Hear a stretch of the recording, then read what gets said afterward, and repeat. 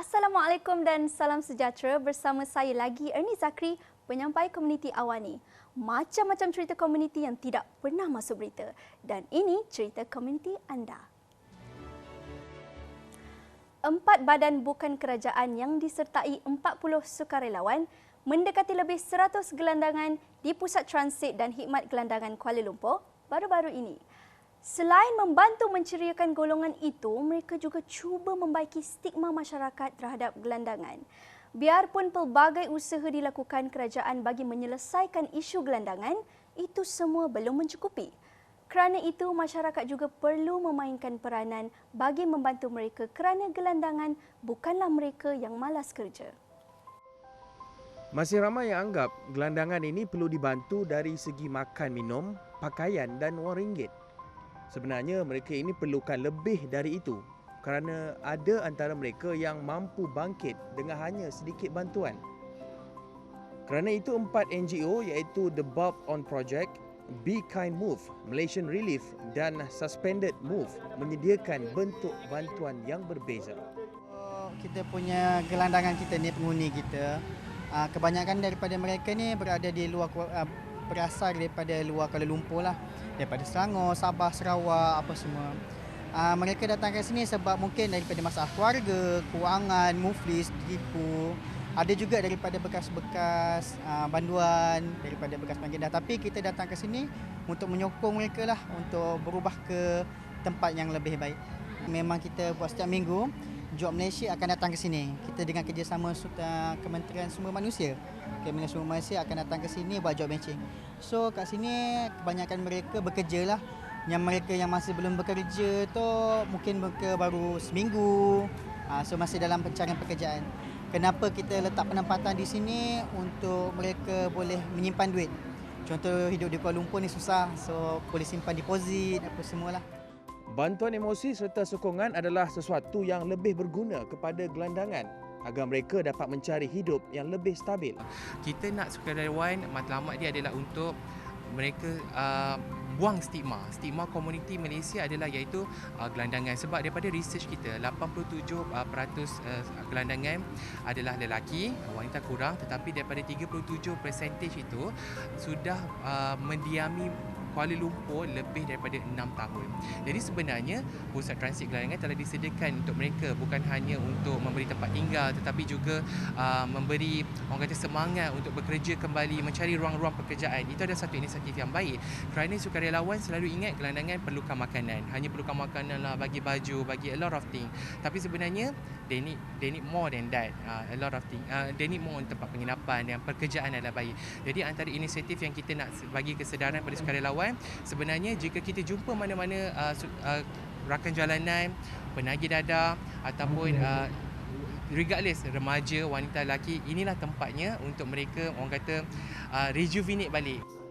Sempena program kali ini, beberapa aktiviti diadakan seperti saringan kesihatan, agihan pek kebersihan, agihan makanan kering dan salon rambut percuma. Pusat transit ini mula beroperasi sejak tahun 2015 dan merupakan bangunan 3 tingkat yang menyediakan kemudahan asas meliputi ruang tidur, bilik mandi, tandas, tempat membasuh kain, ruang solat dan ruang makan. Setakat ini 135 gelandangan menetap di pusat transit yang mampu memuatkan sehingga 200 penghuni ini. Insiden tanah runtuh bukan perkara baru di Pulau Pinang. Kejadian terbaru melibatkan sebuah resort di Jalan Batu Feringgi yang mengorbankan 4 nyawa. Ini membuka mata banyak pihak supaya ambil langkah waspada bagi memastikan insiden sama tidak berulang. Antara yang awal mengambil langkah waspada ialah Perbadanan Bukit Bendera Pulau Pinang yang mengadakan latihan simulasi bencana tahap 1 di Bukit Peranginan itu. Bukit Bendera merupakan kawasan pelancongan utama di Pulau Pinang. Bagaimanapun, laluan untuk ke puncak bukit itu amat terhad sekaligus wujud kebimbangan jika berlaku bencana. Justru, perbadanan itu dengan kerjasama beberapa agensi kerajaan di negeri itu telah menjalankan latihan simulasi bencana bagi menguji tahap kesiapsiagaan masing-masing. Pada agensi yang semua yang kali ini bekerjasama dengan kita lah untuk mencari satu simulasi bencana, mendapat lesson daripada tahun 2017. Masa itu nasib baik sebab tak ada mangsa. Sebab masa itu yang bencana berlaku dengan tengah malam. Hanya coach kita yang terlibat. Tapi kali ini kita nak buat simulasi kalau ada mangsa, adakah tidak kita semua bersedia menghadapi bencana sebegitu besar pada yang seperti tahun 2017 lah. Jadi bagi misi ini saya anggap amat berjaya sebab perhubungan kita dengan agensi-agensi dengan kerjasama amat erat lah, dan tiap tahun bagi pihak Bukit Bendera kami ada 2 kali penyelenggaraan yang besar. Sementara itu, Pengarah Jabatan Bomba dan Penyelamat Pulau Pinang Sa'dun Mokhtar berkata, Disaster Management Exercise (DMAX) ataupun latihan simulasi bencana melibatkan aset utama jabatan itu serta aset utama agensi bantuan luar seperti helikopter, ambulans serta alatan kecemasan setiap pasukan penyelamat. Antara latihan yang dilakukan ialah simulasi kereta api terkandas dan pertolongan cemas kepada 2 mangsa.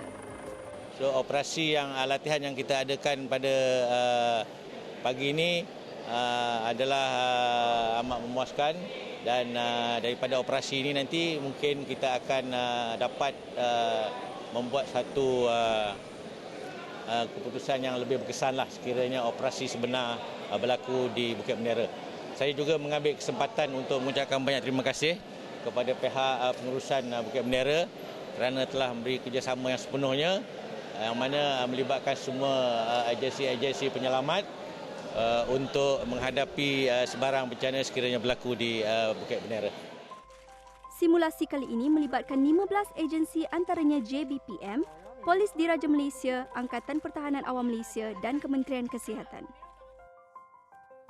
Sebut sahaja wilayah Narathiwat, selatan Thailand, pastinya perkara pertama yang terlintas dalam fikiran adalah sebuah wilayah bergolak.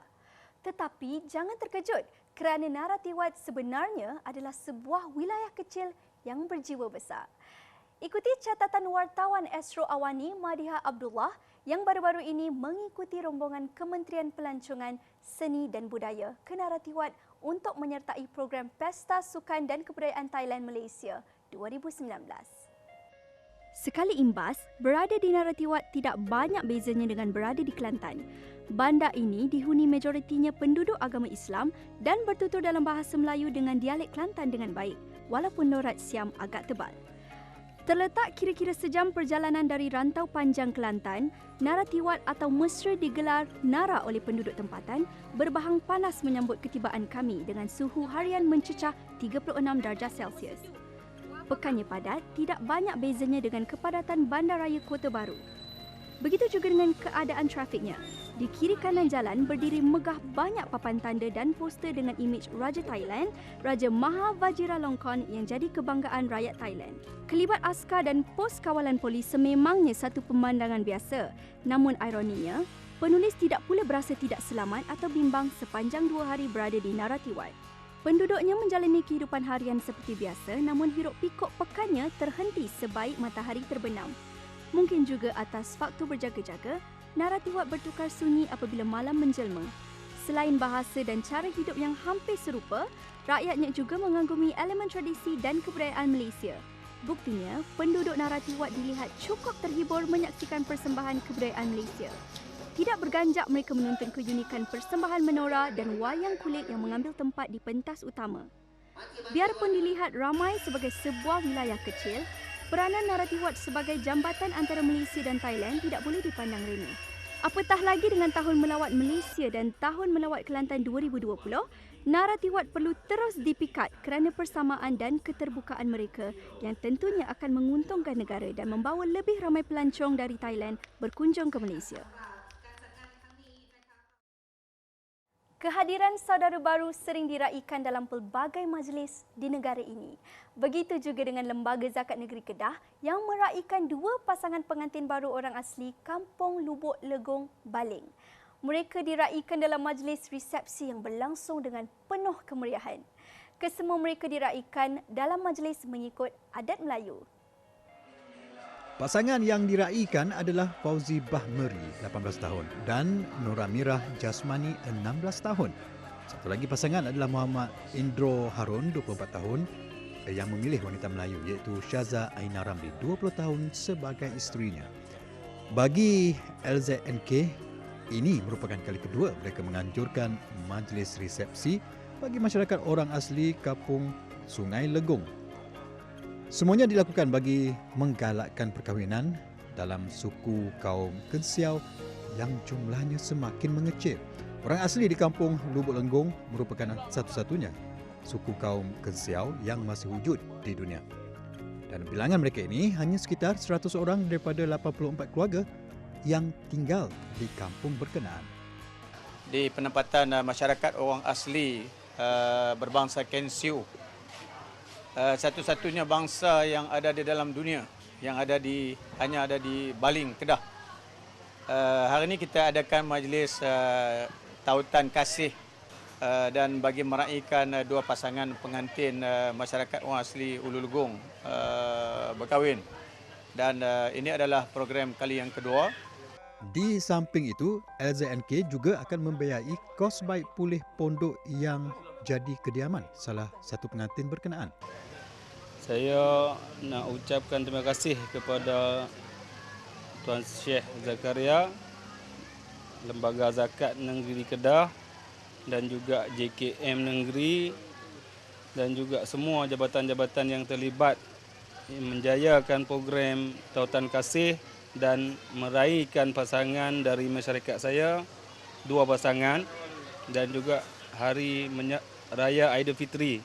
Saya selaku Tok Batin ucapkan ribuan terima kasih.